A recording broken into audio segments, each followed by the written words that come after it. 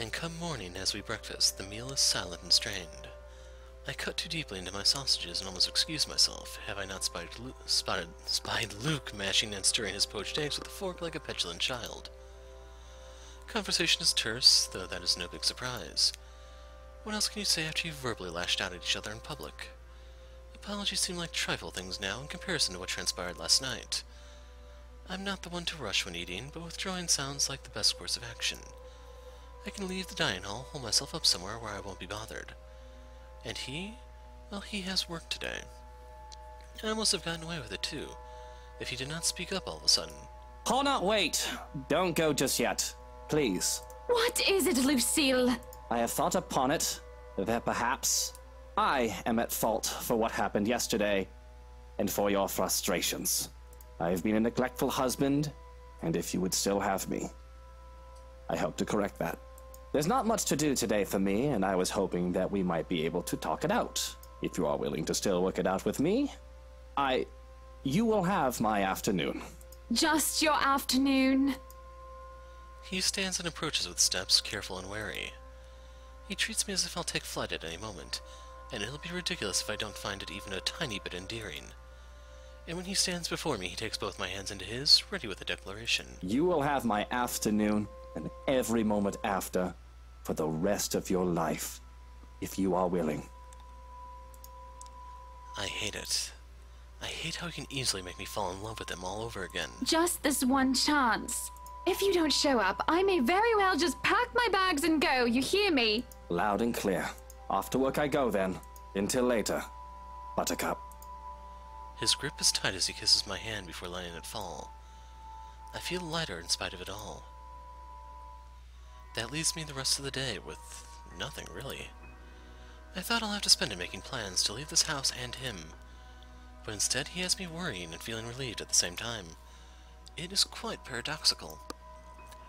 I still have plans to eschew everything and everyone until the afternoon, which is proving to be quite difficult, as everywhere I look, Johanna seems to appear out of thin air. I love our butler along with his wonderful husband and 2 darling children, but he never seems to understand the concept of privacy or personal space at the worst of times. The man is often quiet, even while he works, and I can forget that he's there with no trouble. It's the principle of things, however. What are you doing? He's told me to look after you. This isn't going to turn out well, you know. Pardon? You should just leave. If I were you, I'd left a long time ago. You have the choice to do so, you know. Not everyone does. Is that what you've been stalking me all morning for? To tell me to leave my husband? It is not going to turn out well, mein Freund. My friend? Looking back at Johannes, I see his usually indifferent expression painted with concern. He still stands tall and his body betrays no emotion, but his mouth is set into a grim, harsh line and there is a slight furrow in his brow, curious and minute details that one won't find unless they care to look. And these little things trouble me. Still, if he believes that I will leave when Luke has extended an olive branch to me, well, he's wrong. And that's your opinion, Johannes. If you wouldn't mind, I'd like to be left alone with my thoughts, please. If you'd like privacy, I suggest finding it somewhere else then. Somewhere outside the house, maybe? I'm going to my room. Tell Luke that I'll be waiting for him there. I'd really rather not. That's an order, Johannes. The remaining hours pass with little fanfare as my wish to be alone is respected. I only see Johannes again when he brings me my supper. Bouillabaisse along with squid brioche, something that I haven't requested, but I'm grateful nonetheless. And once more after that, to clear my plates away and inform me that Luke is back home. Honey, I'm home. Now I just need him to yell out, "Yabba dabba doo!" Hearing him call for me fills me with a certain dread, for reasons I can't comprehend. Perhaps I'm just nervous about this little talk of ours. Yet something at the back of my head is nagging at me. It is irrational, but I feel myself freeze in trepidation. I have to will myself to breathe, when I'm conscious of the fact that I've been holding it in. Darling, love, Buttercup, why aren't you answering? It is with unease that I answer. Upstairs, Luke! There's a moment when I'm nothing but a bundle of nerves. His footsteps echo from the hallway, and the creak of the door sends chills down my spine. Here I am expecting a warm welcome home, and here you are locked up in the room like a shut-in. Oh, Hana, what am I to do with you? You're looking a little bit pale. Are you all right? I must have had something funny, actually. Maybe from the party last night. Maybe breakfast or lunch. Is it the boulabas or the brioche? Johans had been acting really strangely while you were gone. Do you think? Do I think what? That he poisoned you? Don't be silly. He wouldn't do such a thing unless I tell him to. He jokes and laughs. That does nothing to ease my nausea and only makes my stomach churn even more. I try to smile and laugh along, but I cannot put on a fake face this time. Nosing my discomfort, he pulls me into his arms. In his hold, I feel safe. Or I should be, at least. But there's still a stirring restlessness inside me. Don't you worry. If you are sick, I'll take care of you myself. I did tell you that you'll have my afternoon and every moment after for as long as you live, didn't I? I am just so worried about my poor wifey. That Rochelle woman had some nerve. And I've insulted your honor so. My poor wifey has been through so much. It is when I feel his hold turn painfully tight that the dread turns into fear. My poor, spoiled wifey, Hannah fucking Evans. Silver spoon in her mouth, never had to lift a finger in her goddamn life. Poor wifey trying to ruin everything for me. All that I've worked so hard for. She'll just take it all away. Just like that. We've got to fix that. You know, you and I, we have to make sure you don't pull a dodgy stunt like the one you did last night. Even if we have to take you out of the picture permanently. It is as he presses something sharp to my back that I realize far, far too late what he holds in his hands. Why are you doing this? My life is in his hands, held hostage at a knife's edge. Because, Hannah, darling, it's never enough. I want it all. And he wishes to end it. Does he not love me anymore? Has our ties eroded so badly that he'll even go this far?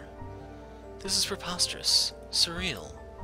Yet here I am, frozen in his embrace while he holds a knife to my back. The very man I loved and trusted the most is the one to kill me. And sadly enough, this is the longest he's held me in a long while. It is a contradiction, both beautiful and horrific. How did it come to this? You don't have to do this. You can still have it all, Luke. Just please. Don't you love me? That makes him pause. Oh, I still do, Hannah. I do love you. But you're outliving your usefulness. In fact, you're becoming a pain in the arse, just like your dear old dad. Now I'm doing you a favor, and you'll be with him again. Real soon. Dignity and grace is forgotten as I become a blubbering mess, begging to be spared. Please, spill from my lips, prayers to Luke for his mercy because, please, I don't want to go. I'm not ready to go. I still want a family, our family, and I want to do more. I can't help but cry about the things that could have, should have been, a husband, children, and a home. But I'm going to be cut short. Love me dead unlocked. My pleading falls on deaf ears.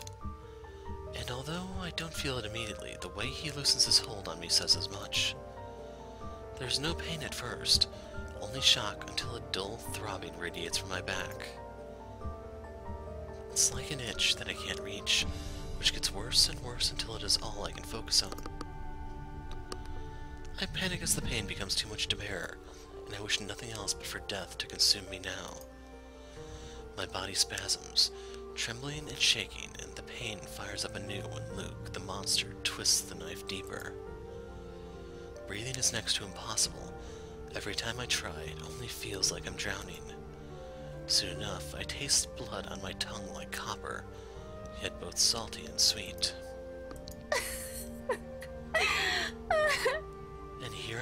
laughing like a bloody loon, though my laughter is nothing more but a wet, raspy chuckle.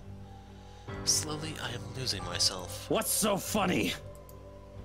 Deeper and deeper yet. He starts laughing.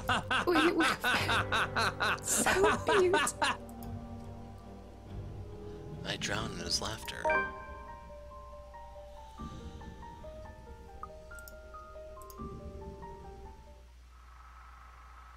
And this gives us a memory fragment. A rather racy one at that.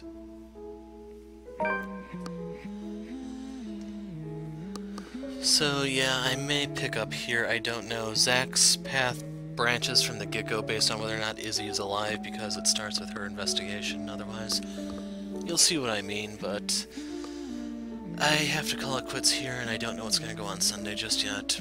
Anyway, I'm the hero of light. No, I'm the dark hero this time. Thanks for watching, and goodbye.